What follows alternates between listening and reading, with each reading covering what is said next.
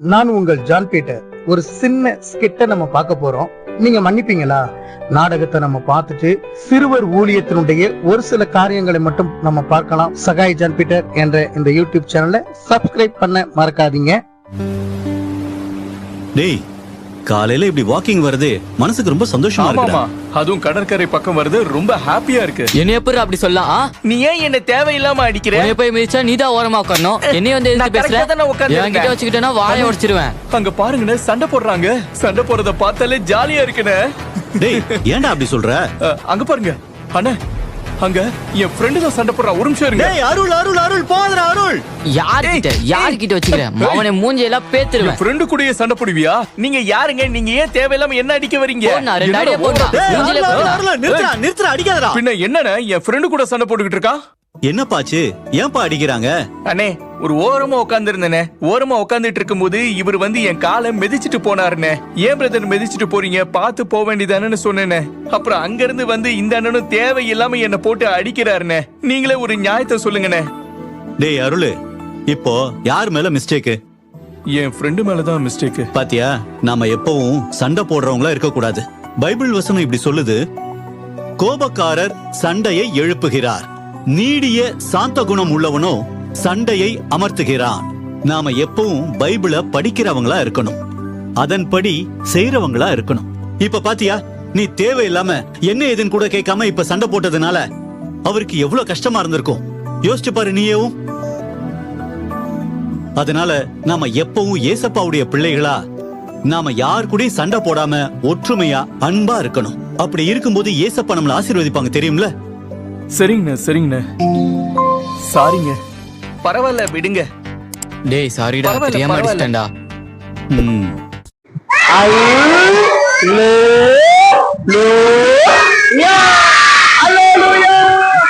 எத்தனை பேர் பவுடர் போட்டீங்க? நிறைய பேர் பவுடரே போடல. ஏசப்பா தர பவுடரை போட்டுக்கிட்டோம்னா நல்லா இருக்கும். பைபிள் படிச்சாதான் இருதயம் பாலார தெரியும், படிச்சுன்னு தெரியும். உங்க இருதயம் கரைபடக்கூடாது, உங்க இருதயம் அழுக்காக கூடாது. நீ அங்கேயா குருவிய பாரு, அது சந்தோஷமா பாடுது பாரு. நீ அங்கேயா குருவிய பாரு, அது சந்தோஷமா பாடுது பாரு. விதைப்பதில்லை, அறுப்பதில்லை, களஞ்சியத்தில் சேர்ப்பதில்லை, கவலை இல்லை, தண்ணீர் இல்லை, கர்த்தரையே நம்புது பாரு. விதைப்பதில்லை, அறுப்பதில்லை, களஞ்சியத்தில் சேர்ப்பதில்லை, கவலை இல்லை, தண்ணீர் இல்லை, கர்த்தரையே நம்புது பாரு. தேவன் நமக்கு அடைக்கலமும் பலனும் ஆபத்து காலத்தில் அனுகூலமான துணையுமானவர். சொல்லுங்க. தேவன் நமக்கு அடைக்கலமும் பலனும் ஆபத்து காலத்தில் அனுகூலமான துணையுமானவர். சொல்லுங்க.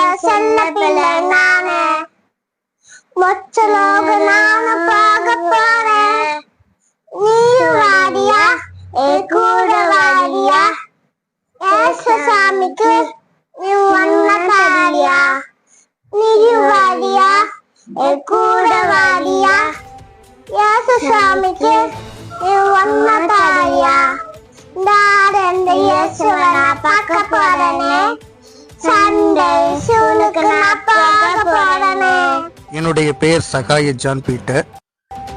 2005ஆம் ஆண்டு முதல் 2008ஆம் ஆண்டு வரை பைபிள் காலேஜ் படிக்கும் பொழுது சிறுவர்களை எப்படி ஆண்டவருக்குள்ளாக நடத்த வேண்டும் என்கிற திட்டங்களை எனக்கு போதித்தார்கள். தரிசனம் கிடைத்தது.